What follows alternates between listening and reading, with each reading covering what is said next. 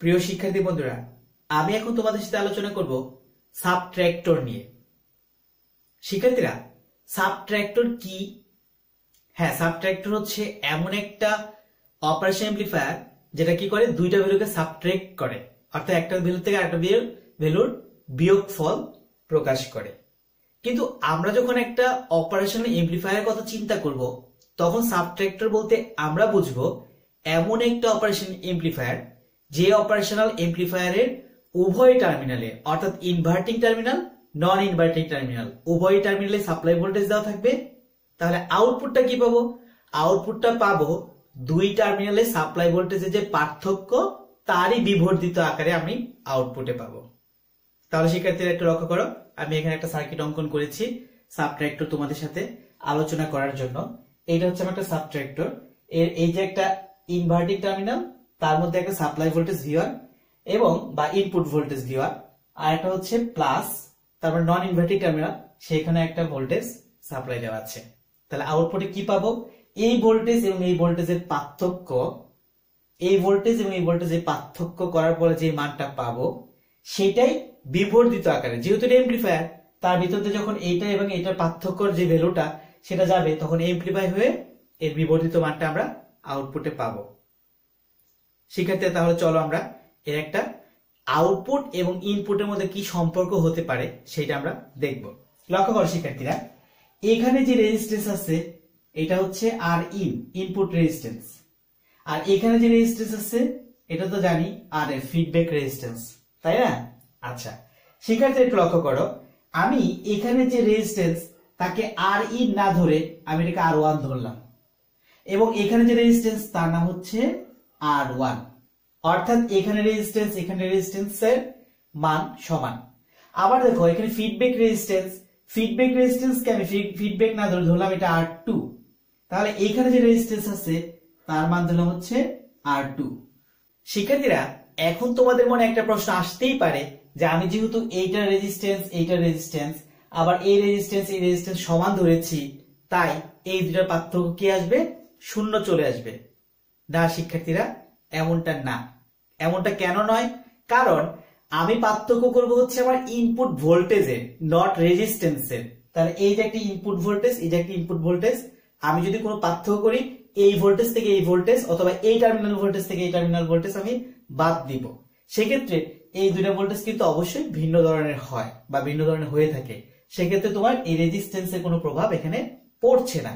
ওকে, এখন দেখো আমি এটাকে কিভাবে পরবর্তী স্টেজে যাই।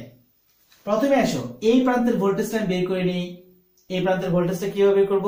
ধরো এই প্রান্তের ভোল্টেজ হচ্ছে VA, তাহলে এই প্রান্তের ভোল্টেজ যদি বের করতে চাই, এই প্রান্তের ভোল্টেজ বলতে আমি বুঝছি R2 যে রেজিস্টর, সে R2 রেজিস্টরে RRE তে যে ভোল্টেজ ড্রপ সেটা হচ্ছে কি VA। তাহলে VA টা আমি ভোল্টেজ ডিভিশন সূত্র থেকে বের করতে পারি। লক্ষ্য করো এখানে যে VA ইকুয়ালস টু কি হবে? দুইটা রেজিস্টর সিরিজে সংযুক্ত থাকলে কোন একটা সাপ্লাইয়ের রেসপেক্টে, তখন এই যে এটা হচ্ছে আমার সাপ্লাই, আর এর রেসপেক্টে এইটা এবং এটা কি আছে সংযুক্ত, সিরিজে সংযুক্ত। তুমি ধরে নাও কিভাবে সিরিজ সেটাকে আমি একটু দেখিয়ে দিচ্ছি। ধরো এটা হচ্ছে আমার পজিটিভ টার্মিনাল এবং এটা হচ্ছে আমার নেগেটিভ টার্মিনাল। তার নেগেটিভ টার্মিনাল মানে কি? এটাও গ্রাউন্ড, তার মানে কি এইটা পুরোটা হচ্ছে এভাবে গ্রাউন্ড অবস্থা। তাহলে এখন এইটুকু যে একটা সার্কিট পাচ্ছি সেটা কি সার্কিট? একটা সিরিজ সার্কিট। এখানে হচ্ছে এটা আমার সাপ্লাই ভোল্টেজটা আমি এভাবে না দিয়ে একটু তোমাদের দেখাই। এটা হচ্ছে আমার V2 ভোল্টেজ। তাহলে এই সার্কিটটা কি হলো? একটা পুরোটা সিরিজ সার্কিট। তাহলে এই সিরিজ সার্কিট থেকে তুমি যদি R2 এর মান বের করতে চাও কি করতে হবে? প্রথমে হচ্ছে টোটাল ভোল্টেজ, আমি যেই শাখার ভোল্টেজ বের করতে চাই তার রেজিস্ট্যান্স উপরে, তাহলে আমি এইটার ভোল্টেজ বের করতে যাচ্ছি, তাহলে R2 হচ্ছে আমার উপরে, আর নিচে কি? এইটা এবং এটার যোগফল, তাহলে R1 plus R2। Total calculation করলে যে মানটা পাবো V2 R2 আর নিচে R1 প্লাস R2। তাহলে এই মানটুকু আমাদের পরবর্তীতে কাজে লাগবে, তোমরা একটু মনে রেখো। তাহলে শিক্ষার্থীরা লক্ষ্য করো, এই কিন্তু আমি V এর মানটা পেয়ে গেছি। এখন এই অপারেশনাল অ্যামপ্লিফায়ারটা যদি আদর্শ আকৃতির হয় বা আদর্শ বৈশিষ্ট্যের হয় তাহলে কি হবে? তাহলে আমরা জানি যে এই টার্মিনালের সাথে এইটার এখানের ভোল্টেজ মানে হচ্ছে এখানের ভোল্টেজ। ওকে, তাহলে যেহেতু এটা আদর্শ অপারেশনাল এমপ্লিফায়ার আমি ভাবছি, সেক্ষেত্রে এই টার্মিনালের সাথে এই টার্মিনাল ভার্চুয়ালি গ্রাউন্ডেড করা, অর্থাৎ এই টার্মিনালের সাথে এই টার্মিনাল ভার্চুয়ালি গ্রাউন্ড, মানে এই টার্মিনালের ভোল্টেজ এই টার্মিনালের ভোল্টেজ এখন কি সমান। শিক্ষার্থী লক্ষ্য করো, এই টার্মিনালের ভোল্টেজ যদি VA হয়, তাহলে এখানে আসো, এই টার্মিনাল ভোল্টেজ কত হবে? VA হবে, তাই না? ওকে শিক্ষার্থীরা, এবার আসো এখানে এখানে যখন V1 ইনপুট দেওয়া হলো এই ইনভার্টিং যে টার্মিনাল, তখন এই দিক থেকে কারেন্ট প্রবাহিত হচ্ছে, ধরলাম কারেন্টের নাম হচ্ছে I1। এখন এটা যেহেতু আদর্শ অপারেশনাল এমপ্লিফায়ার, তাহলে এটা কোনো কারেন্ট গ্রহণ করবে না, তাহলে কারেন্টটা এই দিক থেকে এসে এই দিক না গিয়ে এইভাবে এই থেকে চলে যাবে কোথায়? আউটপুটের দিকে। তাহলে এই যে কারেন্ট এই দিকে যাচ্ছে, তার নাম দিলাম আমি হচ্ছে IF, অথবা যেহেতু এটা আমি এখানে কি ধরেছি? R2 ধরেছি, তাই এটার নাম দিলাম হচ্ছে I2। তাহলে এই দিক থেকে যে কারেন্টটা প্রবাহিত হচ্ছে সেটা I1, তারপরে এখান থেকে কারেন্টটা এদিকে চলে যাচ্ছে, সেটা হচ্ছে I2। শিক্ষার্থী একটু লক্ষ্য করো, আমি যদি এই বিন্দুতে, এই বিন্দুটার নাম ধরলাম হচ্ছে কি বিন্দু? ধরলাম এই বিন্দু, এই বিন্দুর নাম হচ্ছে এই বিন্দু। এই বিন্দুতে যদি আমি KCL অ্যাপ্লাই করি, তাহলে কি পাবো? এই বিন্দুতে incoming current I1 equals to এই বিন্দুতে আউটগোয়িং কারেন্ট কত? I2, তাই না? তাহলে আমি লিখছি apply KCL at node A, we get কি পাচ্ছি? আগত কারেন্ট নির্গত কারেন্ট সমান। তাহলে এই বিন্দুতে আসছে I1 আর চলে যাচ্ছে I2, বলতেই পারি এটা। এখন মানগুলো বসাও। I1 মানে কারেন্টের মান, তাই তো? এই কারেন্টের মান, এই কারেন্টের মান কি হবে? দুইটা ভোল্টেজের পার্থক্য বাই তার রেজিস্ট্যান্স। তাহলে এইটার কারেন্ট বের করতে চাইলে এই বিন্দুর ভোল্টেজ মাইনাস এই বিন্দুর ভোল্টেজ বাই তার রেজিস্ট্যান্স। আবার এই কারেন্টটা বের করতে হলে কি করতে হবে? এই বিন্দুর ভোল্টেজ মাইনাস এই বিন্দুর ভোল্টেজ বাই তার রেজিস্ট্যান্স। আমি একটু মানটা বসাচ্ছি, লক্ষ্য করো। I1 যদি বের করতে চাই, এই বিন্দুর ভোল্টেজ হচ্ছে V1 মাইনাস এই বিন্দুর ভোল্টেজ হচ্ছে VA, আর নিচে তার রেজিস্ট্যান্সের মান হচ্ছে R1 ইকুয়ালস টু, এখানে লক্ষ্য করো, আমি এখান থেকে যেহেতু কারেন্টটা এদিকে পাস হচ্ছে, তাহলে আমি ধরবো হচ্ছে VA হচ্ছে হায়ার পটেনশিয়াল আর V0 হচ্ছে লোয়ার পটেনশিয়াল। তাহলে হায়ার পটেনশিয়াল থেকে লোয়ার পটেনশিয়ালটা কি করবো? আমি মাইনাস করব। তাহলে VA মাইনাস V0 বাই তার রেজিস্ট্যান্স কত? R2। এখন আমি টোটাল যদি ক্যালকুলেশন করি, আমি যে কাজটা করবো সেই কাজটা হচ্ছে আমি প্রত্যেকটাকে ভাগ করে দেবো। তাহলে V1 R1 minus VA R1 equals to VA R2 minus V0 R2। এখন এই যে VA গুলো এক পাশে নিয়ে আসবো। এরপর এটা লক্ষ্য করো, এটা মাইনাস আছে, ওই পাশে গেলে সেটা কি হবে? প্লাস হয়ে যাবে, তাই না? তাহলে আমি এটাকে এখানে রেখে দিব। ধরো V1 R1 মাইনাস, এটাকে আমি এক পাশে নিয়ে আসি, এটাকেও মাইনাস করে নিয়ে আসছি, এখানে লক্ষ্য করো, মাইনাস করে নিয়ে আসলে কি হবে? VA R1, যেহেতু মাইনাস ছিল আর একটা মাইনাস কমন নিয়ে ফেলছি, তাহলে আমি বলতে পারি এটাকে VA R2, আর এই পাশে রইল কে? Minus V0 R2। এরপর লাইনটা কি হতে পারে? এরপর লাইন এখান থেকে আমি একটা VA কমন নিয়ে ফেলতে পারি, বা V এইটুকু থাকবে, V1 R1 থাকবে, মাইনাস VA আমি একটা কমন নিচ্ছি। যদি VA কমন নেই, তাহলে ভিতরে কি থাকলো? 1/R1 plus 1/R2। এরপরেরটা এইটুকু যা ছিল তাই থাকবে, মাইনাস V0 বাই R2।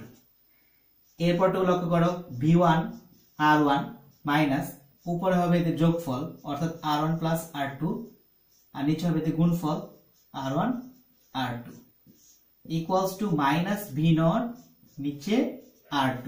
এই অংশটুকু যা ছিল তাই রইল। কেমন? এখন একটু লক্ষ্য করো শিক্ষার্থীরা, এখানে VA দেওয়া আছে, তাহলে V এর মানটা আমি বসিয়ে দিই। VA এর মান কোনটা?